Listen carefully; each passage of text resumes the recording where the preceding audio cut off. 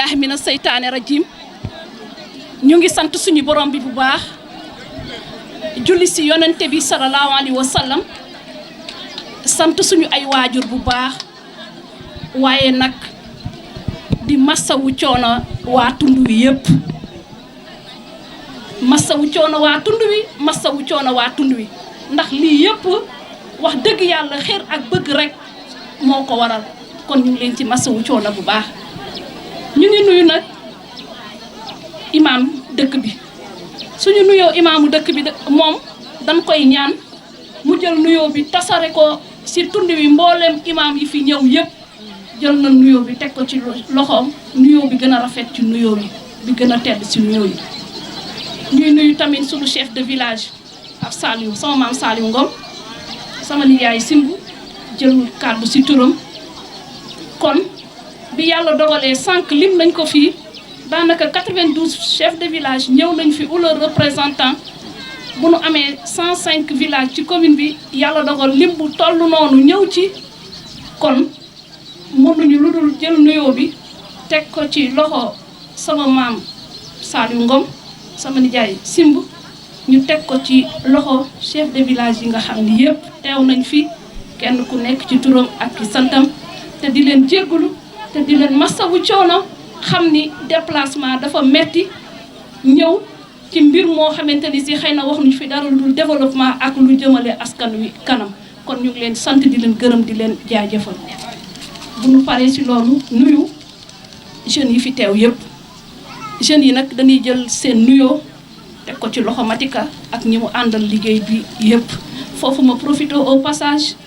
ni Mati am na loo wax ñu ngi leen di créer ay emploi dans la localité mais emploi yooyu gis nañ ni doyul luñ ci mën a dolli dinañ ko ci def parce que gis nañ seen engagement gis nañ seen développement seen bëgg développement gis nañ seen bëgg suqali seen localité kon on ne peut que vous accompagner dans ce sens lépp luñ ci man dinañ ko def synergie d'action bi ngeen am nii ngeen àndandoo nekk wenn say dara ñoru leen lu dul seen développement localité dara ñoru leen lu leen émerger lu leen jëmale ci kanam kon gis na ni une jeunesse très saine une jeunesse très consciente une jeunesse très engagée loolu ma dugal ko ci au passage xam tamit li nga wax tout à l'heure par rapport audience yi ngeen fi am yëpp par rapport ak ministre de l'agriculture par rapport ak d'autres secteurs ministre de la jeunesse ak yooyu yëpp kon yaakaar naa bu nu sosul woon ci état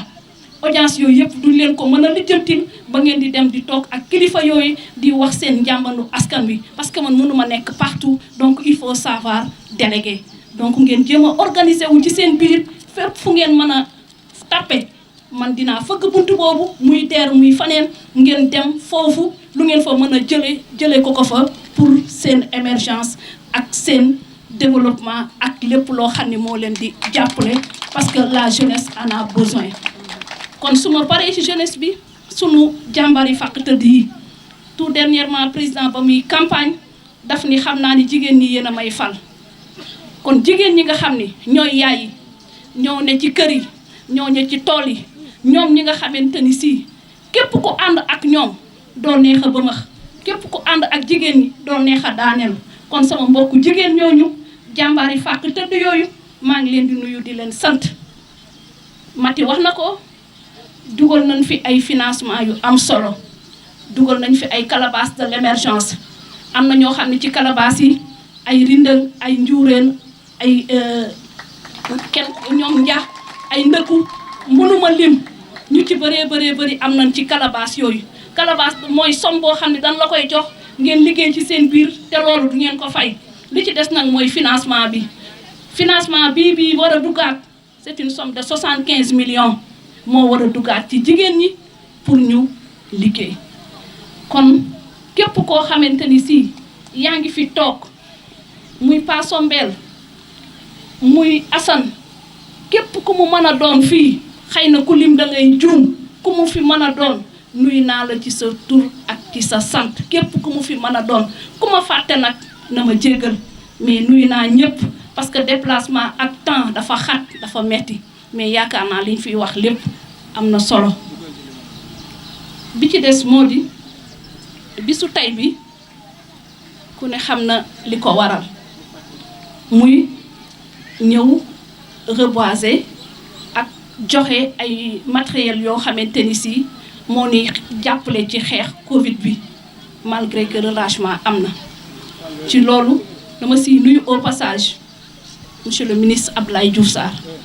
li mu namm si commune bi yëpp Bara Ndiaye mi nga xam ni moom ñoo ànd parrainé bis bi Jaxu Ndiaye marraine bis bi bu nu jëlee parole dinañ si leeral lu bare am na ci loo xam ni jarul ma ci xuus parce que ki nga Bara dafa naan toujours bokk ci coow li xam li waral coow li moo ko gën kon yaakaar naa bu jëlee parole du bëree dina ko mën a leeral si fànn woowu. lieutenant ma di la beral nuyoo mention spéciale ndaxte Mati wax na ko ça fait plus de 2 semaines bi nga xamante ni si woo naa le ministre de l'environnement Abdou Karim Fofana ni ko sama jeunes yi de nee na dañu bëgg a reboiser mu ni ma li ñuy def mooy tu appelles le préfet de Tivaouane soo woowee préfet de Tivaouane dina wax ak le commandant de la monsieur Diakhaté bi mu waxee ak commandant Diakhaté jox ay consignes lieutenant bi ak sergent bi muy lieutenant Mariama dévoué dans son travail très engagé très sereine en plus de cela ñu gis ci moom lucidité bu extraordinaire ak bëgg liggéeyam ak fonk liggéeyam kon lieutenant nous vous décernons mention spéciale. financement jigéen ñi tamit nañ ci remercier bu baax madame la présidente du mouvement And Suxali Ngaye et environnement parce que loolu yëpp su duggee tey ci commune bi Jaxu moo ñu ko tracel ba nu mën cee jot kon ñu ngi koy remercier au passage. si gàttal tonton Sombel wax na si programme président de la république jarul ñu siy dellusiwaat Bara dina si waxaat la réplique tonton Sombel wax na ci lépp kon fànn yi nga xamante ni si yëpp moo jëm ci programme président de la république wax nga ci bi ci mujj daal mooy le financement de 54 milliards bi moom ministre de l'agriculture ooye woon nga xam ni wax dëgg yàlla comme gis na sama liggéey ak jeunes yi te fii commune rurale la mu ni il faut sunu jeunes yi am ci somme bu am solo looloo taxoon ñoom ñu dem ci audience boobu pour xam naka lañ koy tërale pour ñu mën cee am lu am solo donc yaakaar naa loolu moo nekkoon l'essentiel li ci des nag reboisement bi Bara dina ci ñëw su yàlla dogalee ñu am ay garab ñu xool garab yooyu naka lañ ko mën a toppatoo ba mu am ay ker yu mat sëkk fii ci zone bi ci des ñu nekk ci période Covid ñu bañ a def nag relâchement malgré que chiffres yi wàññeeku na ñu bañ a def relâchement lu tax ma ni ñu bañ a def relâchement malgré que chiffres yi wàññeeku na ndaxte dañu bëgg dans quelques mois incha allah corona bi génn Sénégal ci lii ni mu gën a gaawee loolu moo tax tamit ñu dikk indi fi ay masques yu am solo quantité bu am solo indi fi ay alcogel indi fi ay thermoflash indi fi lépp loo xamante ni si soxla nañ ko pour booster Covid hors de la localité loolu moo tax on l'a amené ici. beneen bi ci des ñu di leen gën a ñaax ci respect distanciation bi ak li tax ñu indil leen masque yu quantité bu am solo pour que ñëpp mën a takk masque yi pour que fii daal kenn du fi dégg corona bu ci yàlla àndee ci kàttanam ak ci man-manam ak ci dooleem ñun daal li ñu ñor mooy àndandoo ak yéen parce que nag nit bu la sasee amatoo droit reculer wax nañ ko fii président de la république dafa jóg di campagne waa Koul yëpp ànd ak man ñu taxaw ci tali bi seede yaa ngi fii toog président ni jël RTS jël média yëpp ni waa Koul de gis naa ni vraiment foofu zone bu excentré la te problème de développement daf fa posé dinaa leen jàppale ci ginnaaw sama sœur Mariama Ndiaye kon président man sas na ma président nag sas boobu ma sas kon damay xool jour et nuit guddi ak bëccëg muy taw muy naaj bu may braver les montagnes sax danaa ko braver pour sas boobu ma président sas ma xool naka laa ci war a mën a jàppale sama askan sama cosaan parce que nag président nitu kàddu la kon bu taxawee jël kàddoom man loolu lu ma ci mën a feddali dinaa ko feddali lu ma ci mën a dox dinaa ko dox yàlla dogal na élu lañu amul benn ministre boo xam ne dinaa ko fëgg te duma wuyu amul benn directeur boo xam ne dinaa ko fëgg te duma wuyu te ñoom xam na ni doxuma ci lenn caaxaan doxuma ci lenn loo xam ne sama yëfi bopp la ndax bu doon sama yëfi bopp rek yàlla suñu borom bi jox na ma cër ndax jàng naa ba jàng jotee yàlla jox ma place ma nekk directrice des ressources humaines te DAGE laa njëkkoon a nekk yaakaar naa loolu du ay cër yi cuune fii ci Sénégal kon yor naa sama ay cër kon li may def nii mooy naka la ñu defee sanga lañ booloo wat weer ni ko sama ay maam di waxee naka la ñu mën a àndandoo pour que yoon wi ñu mën ko ñuulal pour que tund wi yëpp ni ko sama frère Ndiour waxee léegi ak ñi mu àndal ñëpp waa Ndombalax ñëpp ñu mën a am seen courant ndaxte Baba Diallo bi mu ñëwee fii dañu tungu li du teew ñuy nataal dañu courant bi bu duggee Mariama Ndiaye moo tax mu dugg parce que somme boobu ñu doon laaj aw ma ko mais Mariama dafa karaat président ca Tiwaawan ni ko président la nga waxoon ci courant Njaxalaan bi bu ma teg gàcca ndax birom Njaxalaan bi àll ba jaan a ngi nii seede la sama tonton Sombel la ngi nii jàmbaari fàq tëdd yi ñoom ma góor ñoom Sombel ñi ma mënta lim ñëpp ñu ngi nii ay seede lañ ci ak jigéen yi fàq tëdd ñii ñun ñoo njëkk ni wiiw pour kan pour président Macky Sall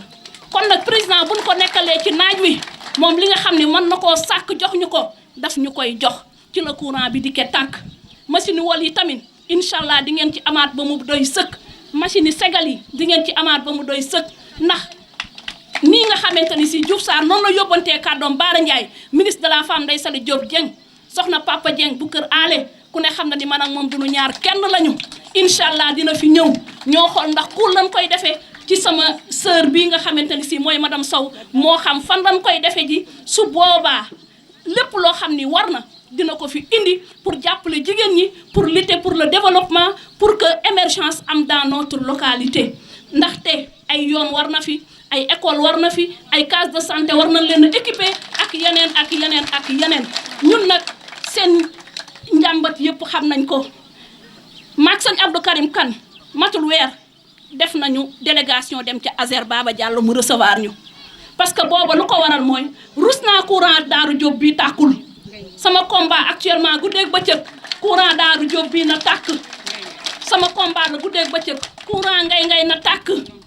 courant Lonkaan na tàkk courant dëkk yi ma wax yëpp ak lettre yi ma déposé yëpp sama combat guddeeg bëccëg mooy na courant yooyu tàkk parce que Macky Sall avant muy gagner Sénégal dafa wër bi mu wëree les territoires mu gis que ni y a des problème yi mooy dafa am ñaari Sénégal muy Ndakaaru ak ñun ñii fi nu dëkk muy Njaxalaan ak li ko wër ak yeneen mu ne comment faire pour régler ces déséquilibres là parce que wër na xam na jàmbatu askan wi xam na problème askan wi xam na li askan wi di jànkoonteel mënoo ab dëkk boo bëggee charger sa téléphone nga ne da ngay dem ba ngaay nga koy charger ça c'est le sous-développement mënoo soo bëggee wal nga ni da ngay dem ay dëkk pour wal ça c'est le sous-développement mënuloo di yeewu fajar naan da ngay soq ça c'est le sous-développement ça doit être dépassé te président ci loolu lay dox guddi ak bëccëg mais il faut que ngeen am ay porteurs de voix ñoo xamante ni si amuñu complexe mën nañu gisanteeg ministres yi mën nañu gisanteeg directeurs yi parce que ci parti au pouvoir la ñu bokk lor saw askan mooy nga bàyyi leen ci opposition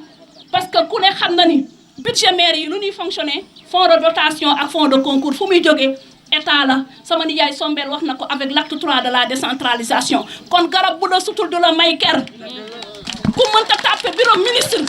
mënoo tàppe bureau directeur mënoo dem présidence pour régler des problèmes kon garab bu la sutul du la may ker